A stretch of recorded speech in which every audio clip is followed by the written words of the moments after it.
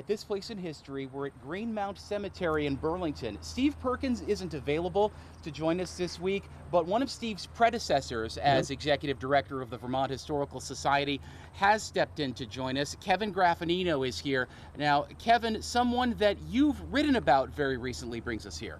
Well, I just published this book about Ira Allen. It's the first biography of him in close to a century, and we're standing in front of a monument to him, which does not mark his gravesite. Was buried in Philadelphia, but it seemed like an appropriate place to talk about him.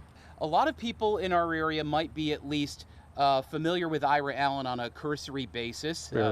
One of Ethan Allen's brothers, one of the founders of the Republic of Vermont and the state of Vermont, and maybe the prime benefactor behind the creation of UVM. Well, for a long time, for modern Vermonters, Mike, 18th century Vermont was Ethan Allen and not much else. So I hope the book will get Ira up on the stage where he belongs. He's not heroic, but he's so important to 18th century Vermont that you've got a really incomplete picture if you leave him out. Well, James Wilbur publishes a 2-volume biography in 1928, and for Wilbur, he was a saint. He was absolutely without fault. And I think we need to be a bit more objective. He has almost no education, but he publishes some 2,500 pages of books, pamphlets. He's a very gifted writer on behalf of his causes.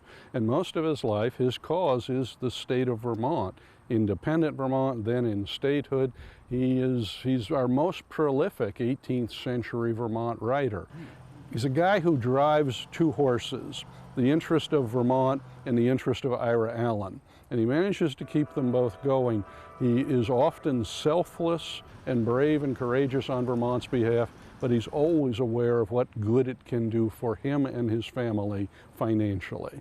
Both of these interests may have converged in something Steve Perkins has brought up with me previously, that being the Haldimand negotiations that he was part of. Ira is a key player in negotiating with Frederick Haldimand, the Governor General of Canada during the Revolution, about the possibility of Vermont returning to the British side in the Revolution. It comes close. There's a British army in the Champlain Valley in October of 1781 that they're about to issue a proclamation welcoming Vermont back into the British Empire, and then news comes that Cornwallis has surrendered at Yorktown.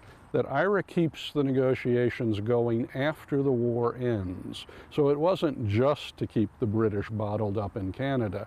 He has a giant financial interest in trade with Canada.